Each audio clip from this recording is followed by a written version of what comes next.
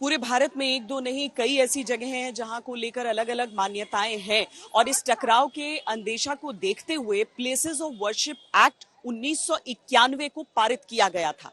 पर क्या इन मामलों में इस एक्ट के प्रावधान आड़े आते हैं?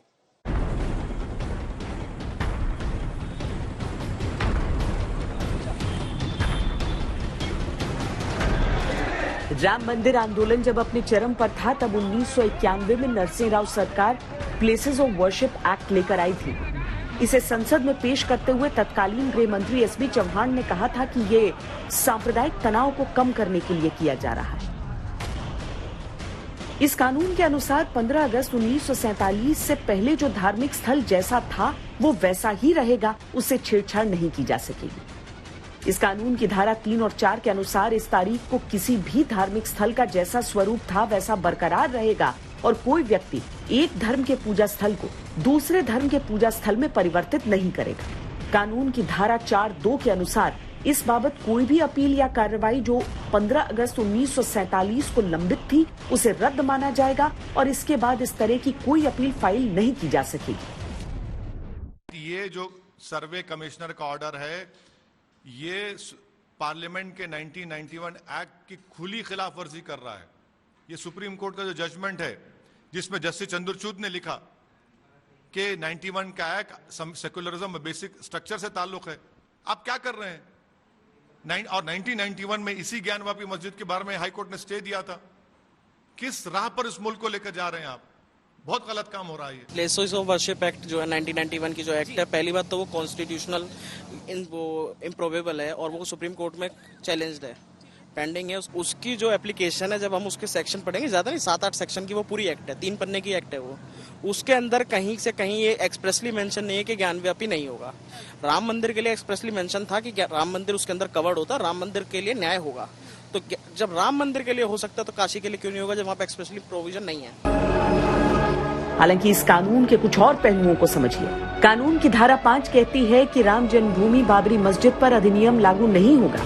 इसके अलावा ये उत्तर प्रदेश राज्य में अयोध्या में स्थित राम जन्मभूमि बाबरी मस्जिद के पूजा स्थल या पूजा स्थल से संबंधित किसी भी मुकदमे, अपील या अन्य कार्रवाई पर लागू नहीं होगा।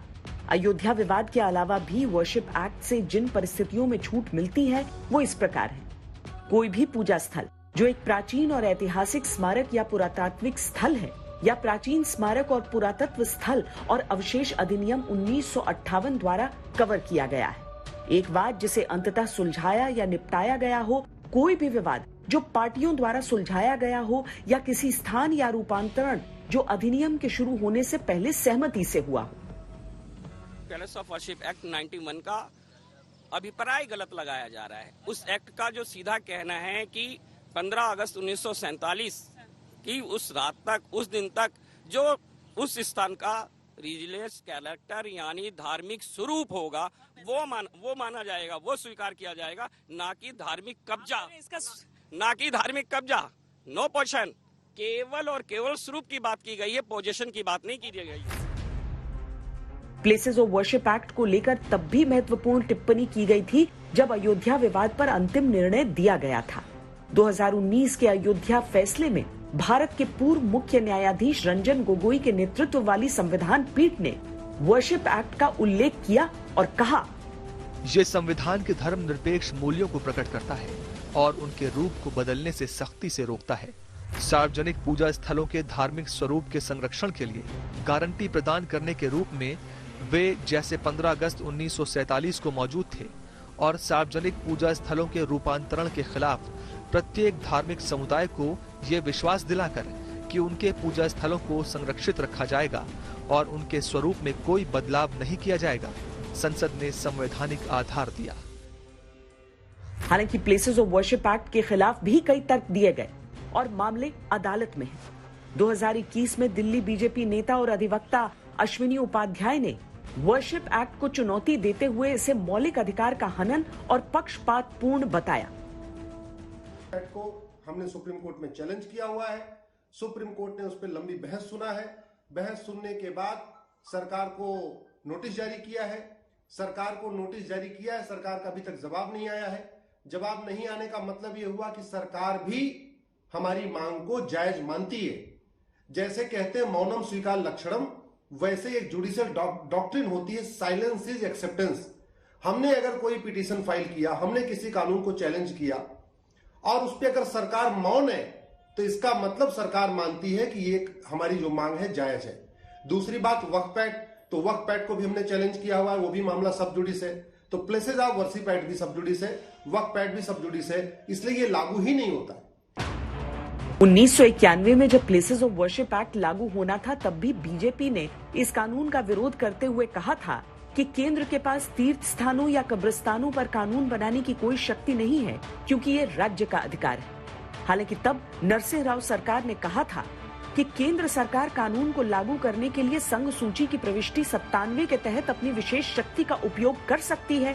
प्रविष्टि 97 उन विषयों पर कानून बनाने के लिए केंद्र को विशेष शक्तियां प्रदान करती है जो 3 सूचियों में से किसी में भी शामिल नहीं है।